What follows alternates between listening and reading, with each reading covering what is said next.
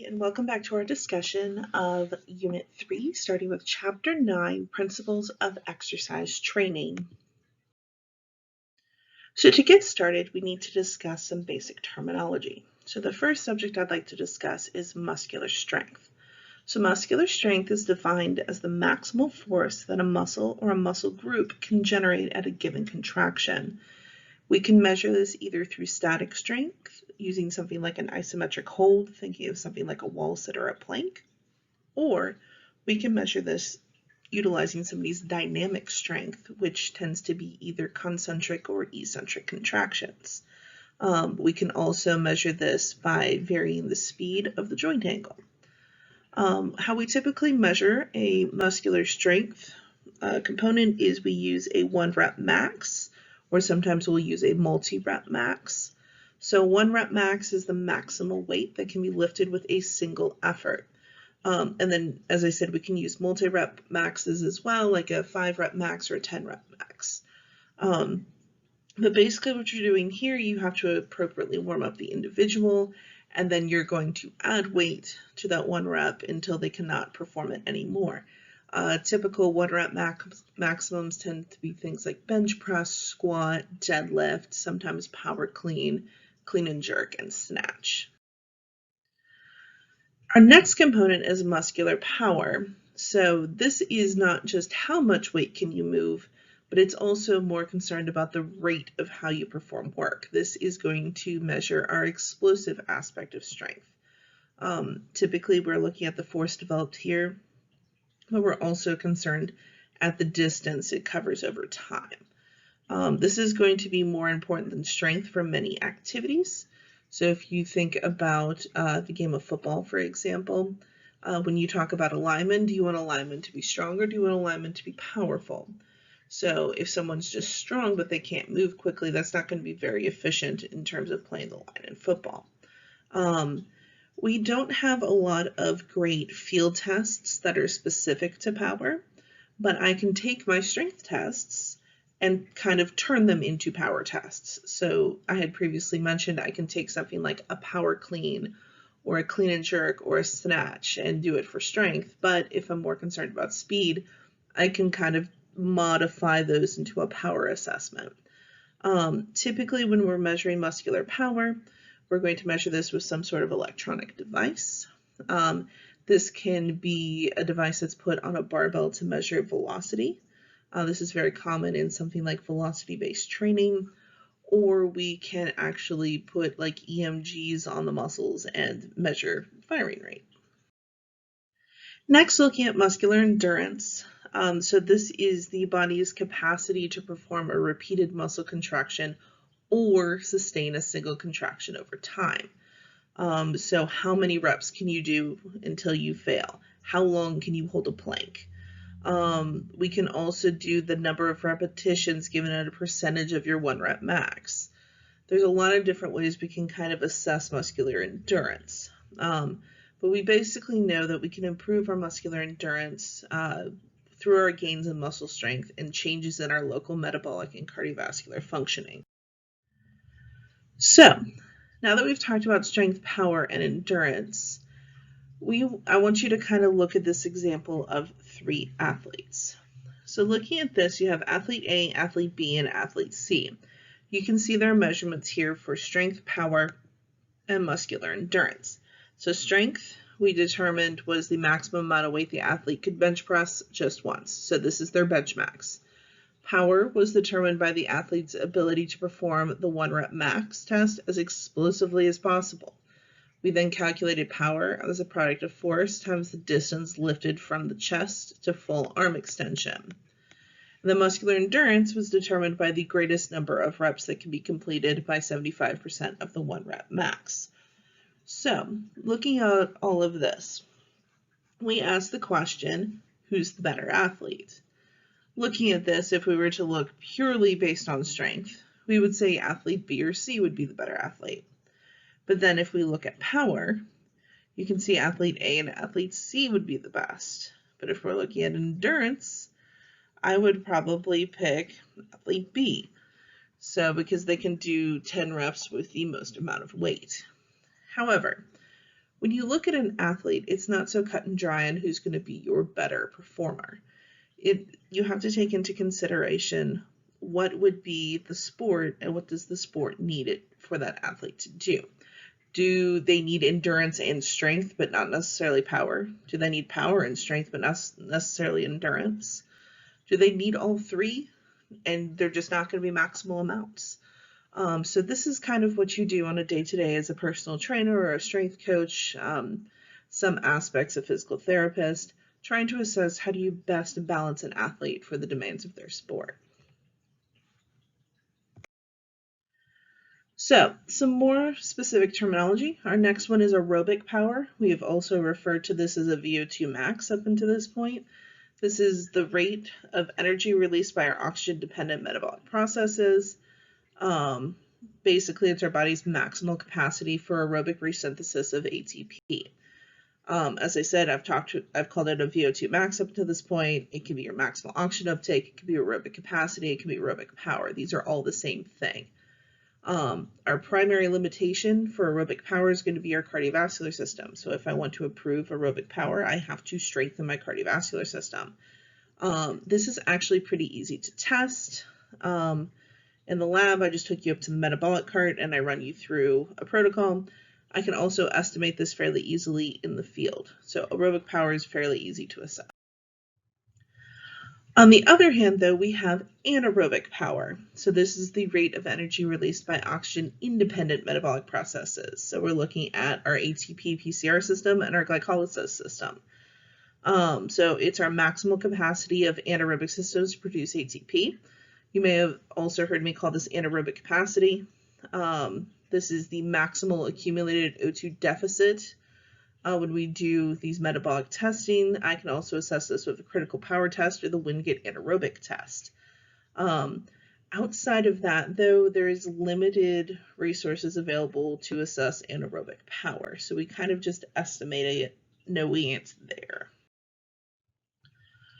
So now that we've kind of gone through some general terminology, I want to dive into some general principles of training. So these are essential things we have to consider anytime we go to train somebody for sport, exercise, or physical activity. So the first concept is the principle of individuality. So first and foremost, not all athletes are created equal. Every person is individual and unique. They bring a certain set of skills and experiences to whatever activity they're about to do. And they also have genetic variations and different training levels to what they bring to the table. So we know genetics affects performance. We know that there's some people that are better built for power, some people that are better built for strength, some people that are better built for endurance, some people that are better built for cardiovascular endurance. But this doesn't mean that I can't train them in all of these different things. We just need to realize that they are individuals and come with different strengths and weaknesses. Individuals are also going to have variations in cell growth rates, metabolism, cardiorespiratory and neuroendocrine regulation. Everybody's got a unique bag of tricks. So we also have to take into consideration an individual as whether they're going to be a high responder or a low responder. So you could write the most beautiful, well-programmed, scientific exercise plan for somebody, and it may not work for them. And that's just because everyone's an individual. So if you wrote this perfect plan in your mind and it doesn't work, it's not your fault. It's not their fault. They're just genetically a low responder, which means you have to take your plan and adapt it to them. This is why coaching and strength training and things like that are also kind of an art as well as a science. Our next concept is the principle of specificity. This is also known as the SAID principle, SAID standing for specific adaptations to impose demands. So this means our exercise adaptations have to be specific to the mode and intensity of training. So that means if I want to go run a marathon, I don't go swim laps to train for that. Our training program has to stress the most relevant physiological systems for that given sport. So like it doesn't necessarily make sense for softball players to go run a 5K. Now, doing some general aerobic fitness is not inherently a bad thing. people should be in shape. But if that's their training to make them better softball players, that's not going to be helpful because that's not stressing the appropriate systems. We also know our training adaptations are going to be highly specific to the type of activity, training volume, and intensity. So just because, I'm going to put the sport of track and field in here, just because you're a good shot putter doesn't mean you're going to be a good discus thrower. Just because you're a good basketball player doesn't mean you're going to be good at lacrosse.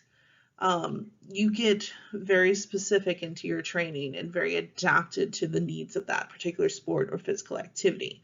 Once you leave out of that, some of those skills are transferable, but those training adaptations are going to be very specific. Next is the principle of reversibility. It is more simply known as use it or lose it. It takes a very large amount of energy for your body to maintain the adaptations to physical activity. The second you take that stimulus away, it's going to revert back to its resting state. We know that training will improve our strength and endurance, and detraining, so stopping participation even for a short period of time, is going to automatically reverse these gains. The next concept is the principle of progressive overload. This means that I must increase the demands on the body to make further improvements. So if I want to get big, beautiful biceps, there's an alliteration for you, and I start doing bicep curls with 5-pound weights, and I just keep doing my bicep curls with 5-pound weights, how is my strength in my big, beautiful biceps going to improve? It's probably going to improve a little bit initially, but then it will stop. If I want to keep seeing improvements, I need to make it more difficult. I can add more reps. I can make the weight heavier. I can make myself move the barbell faster, but I have to make it more difficult. This is progressive overload. So when muscles overload, we have to load them beyond the normal loading for improvement. So as strength increases, I have to also increase my resistance or my repetitions to see further improvements in strength. Our next principle is the principle of variation. This is also called the principle of periodization. Basically what this means is I can't do the same thing over and over and over and over again. It's very similar to progressive overload. But this means I have to systematically change one or more variables to keep the training challenging. The body is very smart and it can adapt very quickly, so I have to keep things fresh if I want to keep things moving. So I can change my variation or periodization either by changing the intensity, the volume, or the mode of training. So if I increase the volume, I have to therefore decrease the intensity, or if I decrease volume, I increase the intensity. So those two have to go together. I can change the mode up as much as I want. So let's say I want to do a chest workout today. When I'm doing my chest workout, think of all the different ways I can work out my chest. I can do a bench press, I can do a chest fly, I can do push-ups.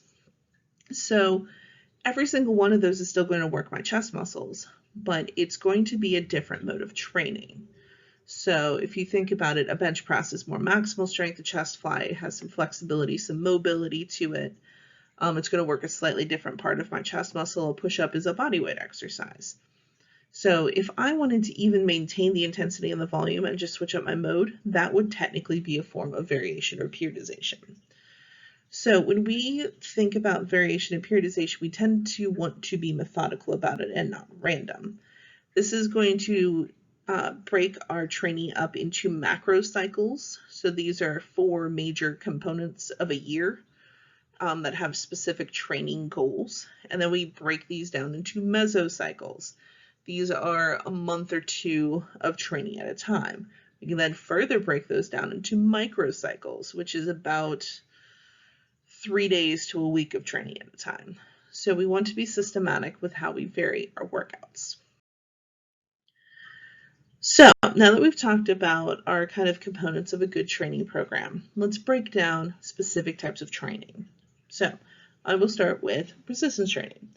So when we resistance train, we're either training for strength, hypertrophy, or muscle growth, or power.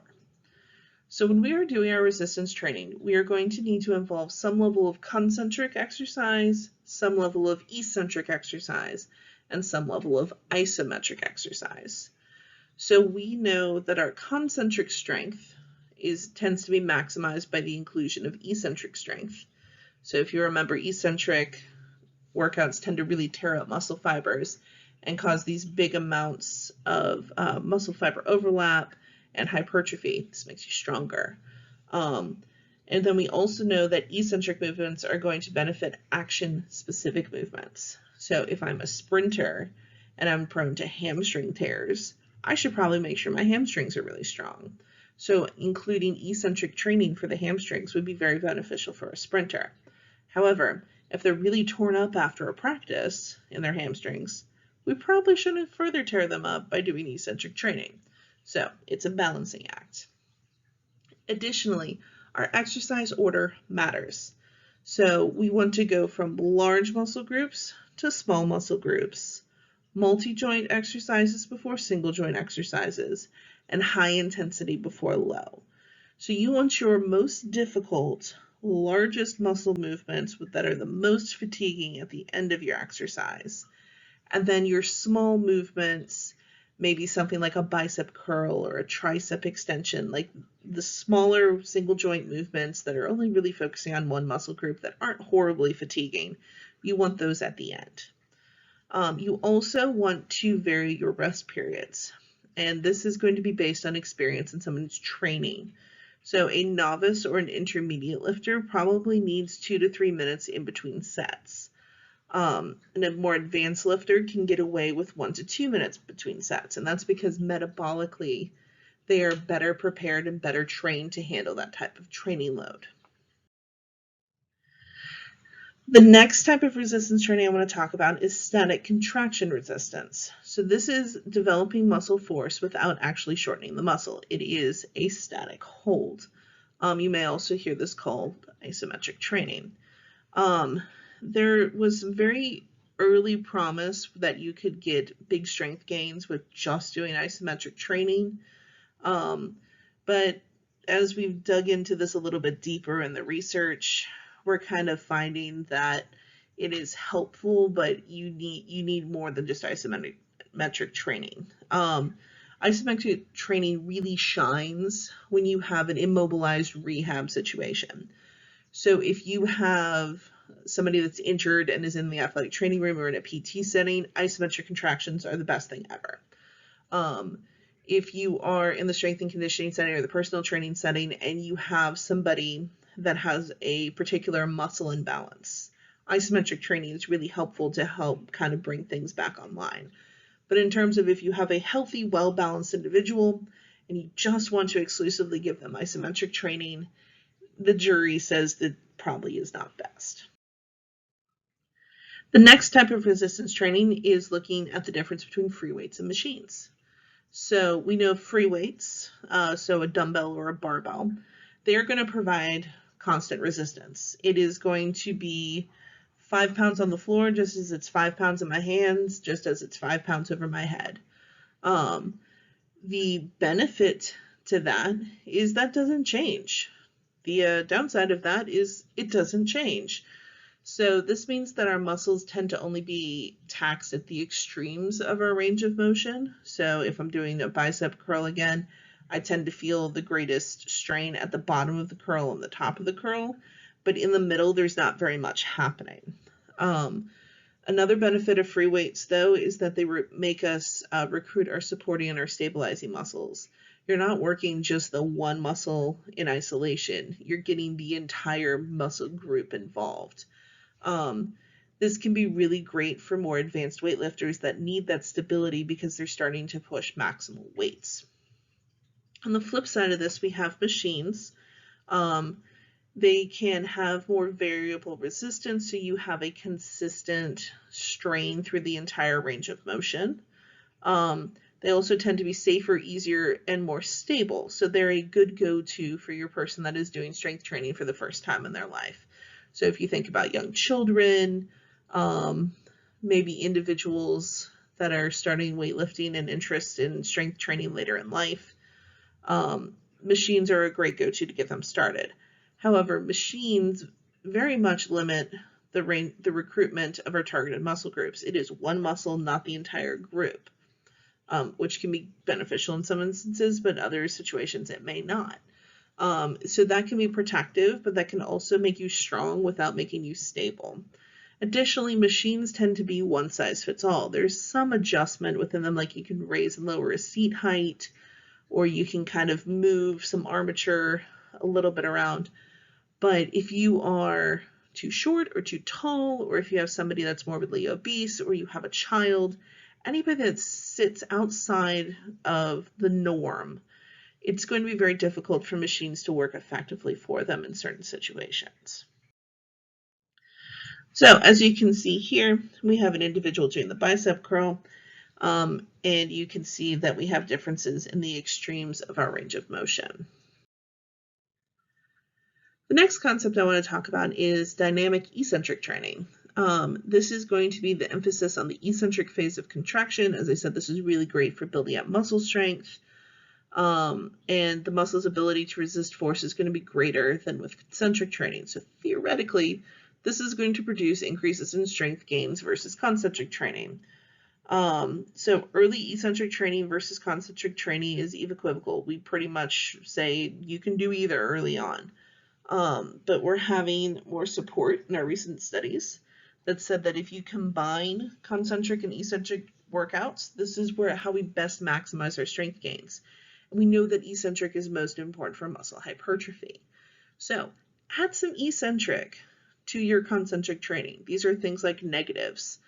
You can do manual resistance training. You can use resistance bands to make this happen. If you want to talk shop about this one and how to add this, just feel free to send me an email. Next, we have variable resistance training. So this is kind of coming back to the machine conversation. So when our resistance decreases in the weakest ranges of motion and increases in the strongest ranges of motion, basically this makes sure we have constant resistance throughout. You can typically tell that you're working on a machine that is designed for variable resistance training because the shape of the pulley within the machine, instead of being a circle, is a kidney bean. This means that the muscle, when you're using this type of machine, is going to work harder against higher percentages of its capacity at each point in the range of motion. So variable resistance training is great for certain exercises, and it's great for beginning lifters. Next is isokinetic training. We typically don't see isokinetic training outside of the PT and OT setting. Basically what we're seeing here is we're going to have movement that instead of a constant resistance moves at a constant speed. I can set this to an angular velocity somewhere between 0 degrees per second to 300 degrees per second. By the way, 300 degrees per second is pretty quick. So if the muscle is able to produce a strong force, it creates more resistance, and if it's a weak force, it gives it less resistance. Isokinetic training uses electronics, air, hydraulics. So theoretically, using isokinetic training creates a maximal contraction at all points in the range of motion. This is great if you're trying to rehab an ACL or another injury of this sort. But isokinetic training requires very specific, very expensive equipment. So it is not universally available to your average person. The next type of resistance training is plyometrics. This is a stretch shortening cycle exercise. Basically, we are relying on your stretch reflex to recruit additional motor units. So we store energy during the eccentric phase, turn around and release it in the concentric phase. So an example of plyometrics, you do a deep squat to jump to a deep squat. Squat jumps, jumping on boxes, skipping, bounding. Basically, we do plyometrics to kind of bridge the gap between speed and strength training. So if I am an athlete that is required to be very agile, very explosive, what kind of pops into my head are basketball players, jumpers for track, sprinters, throwers. Sorry, I got on a track theme. Basically, if somebody needs to be quick and agile, plyometrics is the way to go. Next is electrical stimulation. You may have heard this called an E-stim machine. This is where we intentionally pass a current through a muscle or a motor nerve. Again, this is typically only seen in the PT setting. Electrical stimulation has two distinct purposes. It is great for pain management via injury. It is also great for forcing a muscle to contract that has kind of forgotten how to contract. So when you have somebody that is recovering from an injury or a surgery, you put these modalities on there, it passes a current through the muscle or the motor nerve, and it kind of shuts off the pain signal. And it makes you feel better, which is really beneficial for kind of flushing out any excessive inflammation and things like that. Typically, it's paired up with heat or ice in the athletic training room or PT setting. However, I can also use it to make you stronger. So let's say you've just had an ACL surgery and we're having some quadricep atrophy. I can stick these stim pads on you and I can force that muscle to contract. Typically, this protocol is called Russian stim because, of course, it's called Russian stim. And basically, you go in a 1-to-3 ratio. So you force a contraction for 10 seconds, and then you get a 30-minute or a 30-second recovery. And then I force it to contract for 10 seconds, and then you get a recovery. This basically allows this to kick in and get stronger again over time. We don't have any further evidence that shows supplemental gains in a healthy training athlete. So all of those materials out there that say like, oh yeah, and hook these E-stim pads up to your abs and get a six-pack. That's not how that works. So that's basically a big waste of money. Don't worry about those. All right, the next type of resistance training is core training. So when we talk about core training, everyone thinks of their six-pack muscles. But core training is really your trunk muscles that go around the spine of your viscera. So basically it goes from your diaphragm down to your pelvic floor. So this will be your abdominal muscles, so rectus abdominis, transverse abdominis, internal obliques, external obliques. This is going to be your glute muscles and everything in your hip girdle and your paraspinal and other accessory muscles. Where we see the most focus on core training tends to be things like yoga, Pilates, Tai Chi, and working on a physio ball or a yoga ball. And basically the whole concept of core training is the stronger proximal stability you have, it will help with your distal mobility. We also see evidence that individuals that have very strong cores tend to decrease the likelihood of injury. It also can increase our muscle spindle sensitivity. So when you have a strong core, you have better kinesiospatial awareness of the things around you, which again, further protects the body from injury and allows us to be in a better state of readiness for joint loading. We also know that our core musculature contains mostly type 1 fibers, and it responds very well to multiple sets and high reps. So you can train your core every day if you wanted to. So core training is kind of an essential component to good training in general. So moving away a little bit out of resistance training, we're going to go into anaerobic and aerobic power training. So this is going to be sport-specific metabolic system training. So if you're more an anaerobic athlete, we lean into that. If you're more an aerobic athlete, we lean into that. So basically, we design our programs along a continuum from very short sprints to super long distances. So when you sprint, you're working more of your ATP PCR system. When you do a longer sprint, a middle distance, I tend to be leaning into our glycolytic or anaerobic system. And when we're doing long distance training, we're worried about our oxidative system. So we have a few different ways to train these various skill sets. So first, interval training. So this is going to be repeated bouts of a high to moderate intensity activity interspersed with rest periods or a reduced intensity activity. This means I can do more total exercise into a shorter period of time, and I can do those exercises at a much higher intensity. Interval training we have also seen improves glucose control, insulin sensitivity, and endothelial functioning. So this means if you have an individual that struggles with like type 2 diabetes or metabolic syndrome, things like that, interval training is their best friend. This is really going to help them out. So I can also create my intervals by changing up my sets, my reps, my time, my distance, my frequency, my intervals, and my rest. There's so much to play with in interval training. It's really kind of a fun way to train. So we have two different examples here. So an example would be set 1. I make you do 6 400-meter sprints at a pace of 75 seconds, and you do a 90-second slow jog in between. That would be a very fit individual, and obviously this is focused on running. Next, on another day, I could have you do 6 sets of 100 meters with a 180-second timer with 200 seconds of a jog walk in between. So this is more of an endurance athlete. So like these are two different examples of cardiovascular interval training. You can also totally do this with strength workouts. You can basically take interval training and adapt it to any sport or activity.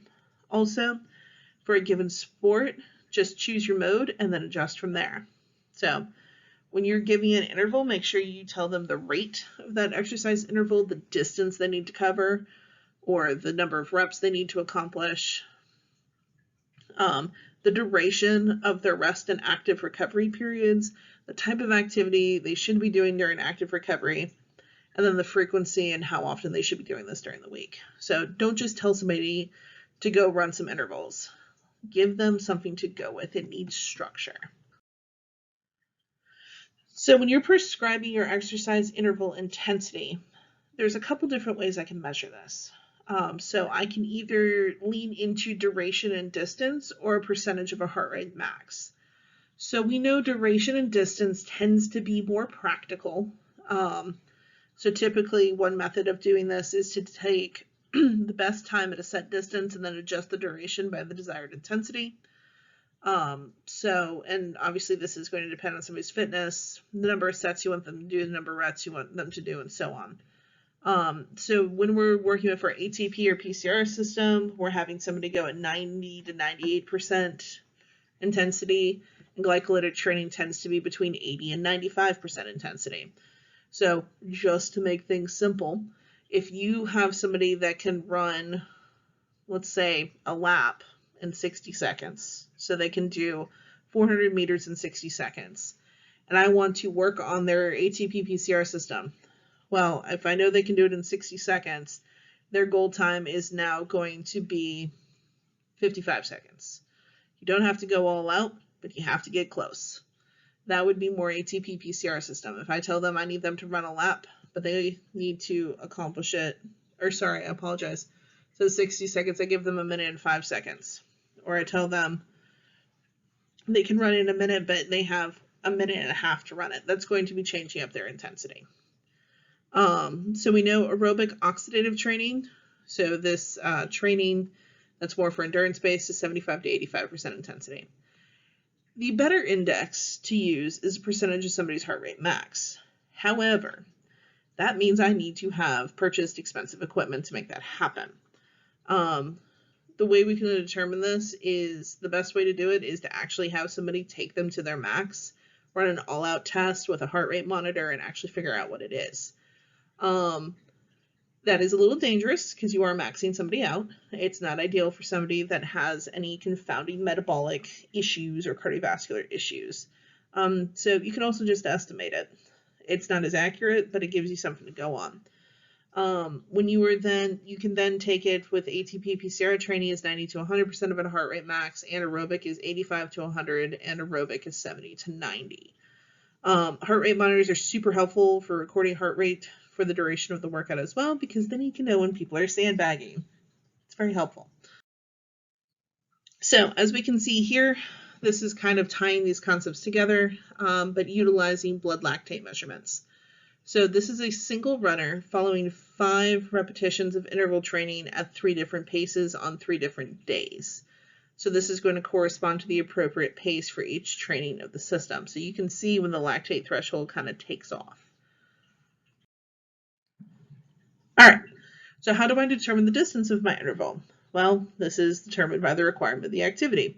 If you have a softball player who only has to sprint from base to base, I probably don't need to have them running in mile intervals, right?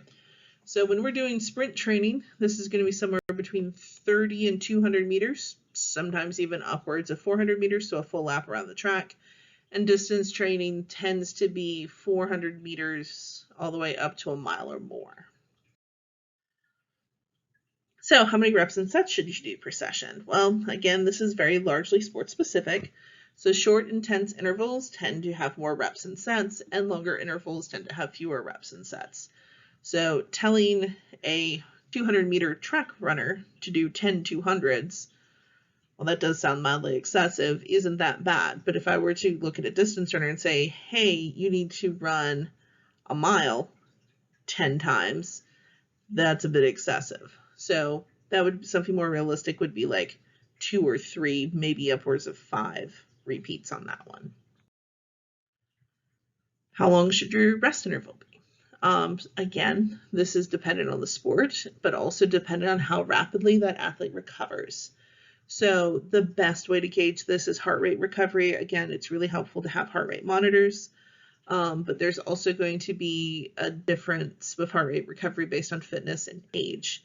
So individuals who are less than 30, the heart rate should drop to 130 to 150 beats per minute before you consider them recovered. And if they're greater than 30, subtract 1 beat for every year over 30. So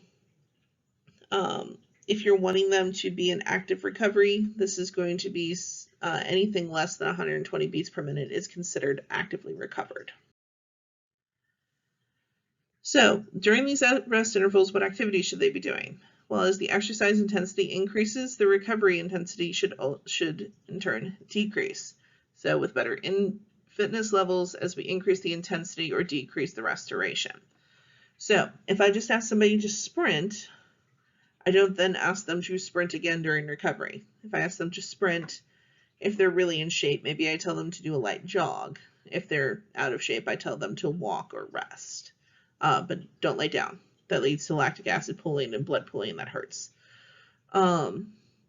If you are training on land, recoveries, as I said here, tend to be something like a slow or rapid walk or a jog. If you're swimming, this can be slow swimming or total rest. You basically just float to recover. Frequency of training. This, again, is dependent on the purpose of your interval training. A world-class runner may be doing interval training 5 or 7 times a week. Swimmers, basically their entire existence and training is interval workouts. Team sports, though, this tends to probably be 2 to 4 times a week. Again, if you're training an individual, this could vary as well. The next kind of interesting beast is group exercise training. There is so many varieties out there for group classes, and basically anytime you take a team together into the weight room to train, you're doing group exercise training. This means there's got to be a lot of variety for cardiovascular strength and flexibility training. Also, when you do group exercise training together, we see increases in HDL and lean muscle mass and decreases in fasting glucose, LDL, triglycerides, and fat mass. People, when they train together, also tend to note an improvement in satisfaction, enjoyment, and motivation. Humans are social beings. When you give them people to train with, something to train towards, some people are motivated by camaraderie, some are motivated by competition. But basically, training in a group of people is very beneficial, not only for our general physical health, but also our mental and emotional health. So now that we've spent all this time on intervals, let's talk about continuous training. So this is training without intervals. I can also do this to target the oxidative or glycolytic systems. I can go at high or low intensities. So I can do a high intensity near a race pace, or I can do a low intensity, which is known as long slow distance training or LSD training. So long slow distance training is training at 60 to 80% of a heart rate max, or 50 to 75% of a VO2 max. This is super popular. It is super safe. You run at about race pace and you just go until you can't go anymore. The main objective is to just cover as much distance. I don't care about how fast. People can log 15 to 30 miles per day and up to 100 to 200 miles per week doing long, slow distance training. It does not provide as much cardiorespiratory stress, but it does cause a lot greater stress on joints and muscles. So when you have somebody that is a big volume, long, slow distance trainer, we don't tend to see as many benefits on the cardiorespiratory side. We tend to see, though, a lot of injuries like stress fractures in the feet, the knees, ankles, and hips. Another popular form of training is fartlek training, fartlek translating to speed play. And this is basically pace varied from a sprint to jog at discretion. So you're going to have continuous training with an interval element to it. Basically, fartlek training is used by distance runners. I've seen it quite a bit in like soccer and some other sports. A popular form of fartlek training is X's. So you sprint up the sideline, you sprint from corner to corner of the field. You do some sort of jog, skip, whatever across the baseline. You sprint from corner to corner, do something else in the baseline, and you've created kind of this figure-8 pattern. You can basically have them do whatever during this fartlek training. This is why it's fun, engaging, and variable while still getting continuous development. A next option is interval circuit training. So this is where we combine interval training with circuit training. Your circuit length tends to be somewhere between 3,000 and 10,000 meters, and you have an interval station every 40 meters to a mile. So basically, a Spartan run is a giant interval circuit. So you shimmy up the wall, and then you run, and then you jump over a pile of fire, and then you run a little bit, and then you crawl through some mud. That's basically an interval circuit. I could also do things a lot less intensely by just setting up a circuit around the track and just say, okay, you're going to do 10 push-ups here, jog 50 meters, and now here you're going to do some squats, and then jog 50 meters, and you're going to do some push-ups. Basically, jogging, running, sprinting between stations is the goal. We tend to see a lot of this in the park, on the countryside. Tends to be more of a natural setting, but I just gave an example. You can do it at the track. You can do this just about anywhere. And then finally, the last type of training I want to discuss today before I wrap up our chapter discussion is high-intensity interval training. This is basically just a conglomerate of everything we just talked about. It is going to dramatically improve aerobic capacity in untrained people.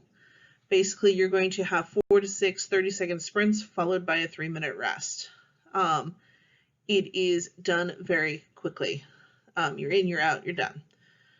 Then you can also adapt this to strength training, something specific called Tabata training, where you do 20 seconds of physical activity, 10 seconds off. So I do jumping jacks for 20 seconds. I take 10 seconds to recover. I hop into some burpees for 20 seconds, and then I take 10 seconds to recover. Trained people can even benefit from HIIT training by just replacing 10 to 15% of their training volume with HIIT. It is wonderful for quick activities as well as just general fitness. So thank you guys so much for listening to our Chapter 9 discussion. I look forward to hearing back from you guys for Chapter 10.